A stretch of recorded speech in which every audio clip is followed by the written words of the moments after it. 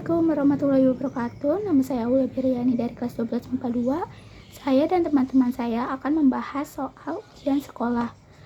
Yuk disimak.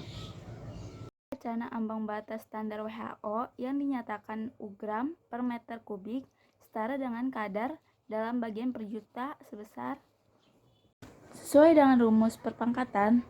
Apabila dikali, pangkatnya ditambah, dan kalau dibagi berarti dikurang. Satuannya yang sama juga dicoret, jadi hasil akhirnya adalah 10 pangkat min 6 BPJ.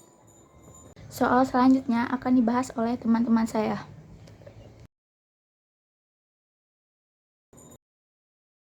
Untuk menjawab soal nomor 1 ini, kita harus memahami 7 langkah metode ilmiah.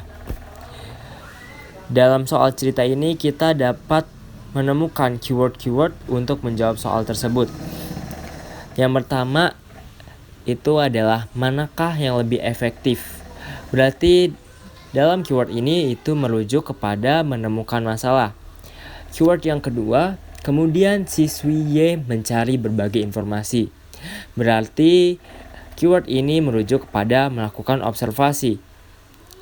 Lalu keyword yang ketiga, siswi Y menduga.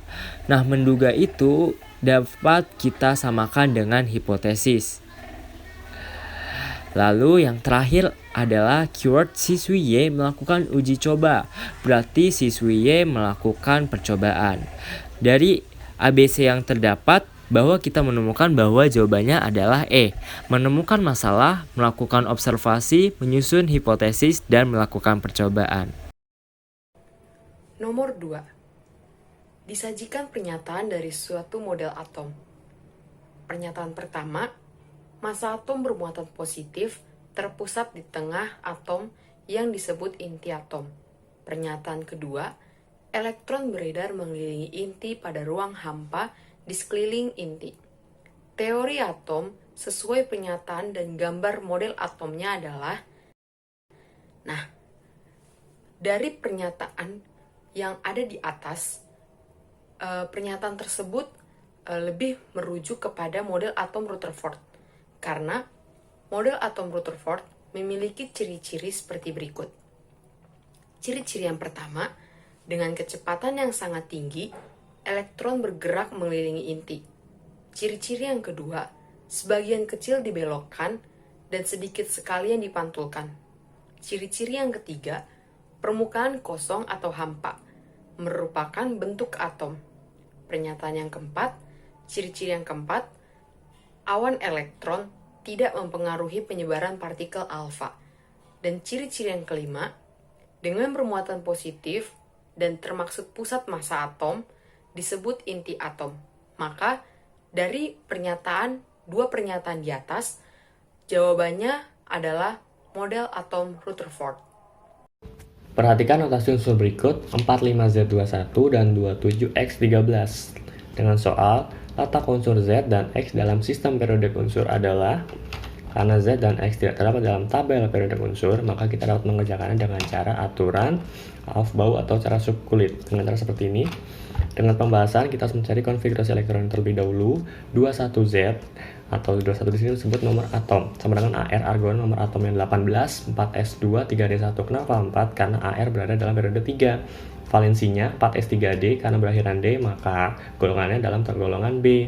Jumlah elektron valensi atau golongan dijumlah dengan angka seperti pangkat 2 tambah 1 sama dengan 3. Periodenya dilihat dari kulit atau huruf S di depan nama unsur, yang ini sama dengan 4. Jadi unsur Z terletak pada golongan 3B periode 4. Untuk yang X, konfigurasinya ialah 13X. 13-nya adalah nomor atom dengan kita menggunakan Ne atau neon dengan nomor atom 10 dalam periode 2, maka menulisnya 3. Karena ini 2, 3, 3S2, 3P1. Dengan valensi 3S3P karena bukan berakhiran D, maka termasuk dalam golongan A. Jumlah elektron valensi atau golongannya, jumlah dari angka seperti pangkat, yang ini 2 tambah 1 sama dengan 3. Periodenya dilihat dari kulit atau huruf S di depan nama unsur, yang ini maka sama dengan 3, jadi unsur X terletak pada golongan 3A periode 3. Maka sebenarnya jawabannya ialah yang B. Terima kasih. Soal nomor 6. Tahap awal pembuatan asam sitrat dalam industri melibatkan reaksi oksidasi amonia yang menghasilkan nitrogen monoksida dan uap air. Menurut reaksi berikut ini, 4NH3 ditambah 5O2 menghasilkan 4NO ditambah 6H2O. Jika volume gas nitrogen monoksida yang dihasilkan pada reaksi tersebut sebanyak 8 liter. Ternyata volume gas amoniak yang diperlukan sebanyak 8 liter. Berdasarkan keadaan tersebut, hukum kimia yang berlaku adalah hukum A. Proust, B. Dalton, C. Lavoisier, D. Avogadro, dan E. Gay-Lussac. Jawabannya yang E. Gay-Lussac. Pembahasan. Reaksi yang terjadi adalah sebagai berikut. 4NH3 ditambah 5O2 menghasilkan 4NO ditambah NH2O. Pada keadaan STP, maka perbandingan volume suatu reaksi sama dengan perbandingan molnya. Jadi, volume NO yang dihasilkan sebanyak 8 liter. Hukum Gay-Lussac dicetuskan oleh ilmuwan asal Perancis, yaitu Joseph Gay-Lussac. Lussac meneliti tentang volume gas dalam suatu reaksi kimia. Gay-Lussac merumuskan hukum perbandingan volume yang berbunyi, pada suhu dan tekanan yang sama, volume gas-gas yang bereaksi dan volume gas-gas hasil reaksi berbanding sebagai bilangan bulat dan sederhana. Ketika membahas tentang derajat ionisasi, ada 3 jenis larutan yang harus kita hafal derajat ionisasinya, yaitu elektrolit kuat 1, elektrolit lemah antara 0 dan 1, dan non-elektrolit adalah 0. Dalam soal ini, kita diminta untuk mencari larutan mana yang memiliki derajat ionisasi 1, atau larutan elektrolit kuat. Berdasarkan tabel yang sudah diberikan tadi, larutan dengan jenis elektrolit kuat adalah larutan nomor 3 dan juga nomor 4. Nomor 3 dapat menghantarkan listrik dilihat dengan nyalanya lampu dan juga menghasilkan gelembung yang banyak, dan nomor 4 juga dapat menghantarkan listrik dengan nyalanya lampu walaupun gelembungnya dihasilkan sedikit.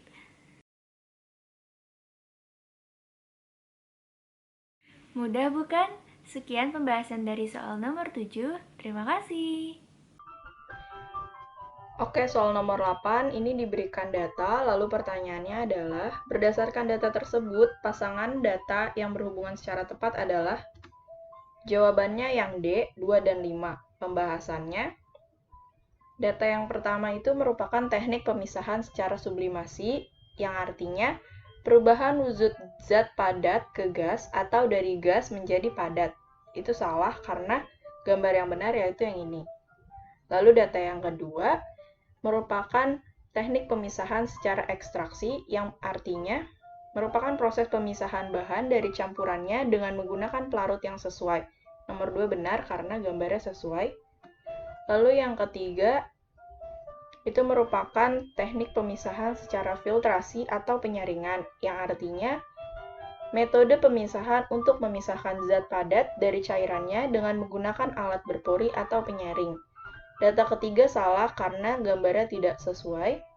Lalu data keempat merupakan teknik pemisahan secara kristalisasi, yang berarti cara pemisahan campuran antara zat padat terlarut dalam larutan dengan cara menguapkan pelarutnya. Data keempat salah karena gambarnya tidak sesuai.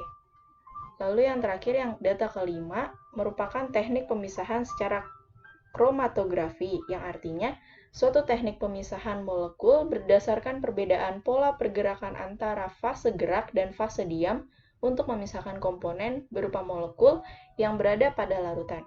Data kelima benar karena gambarnya sesuai. Terima kasih.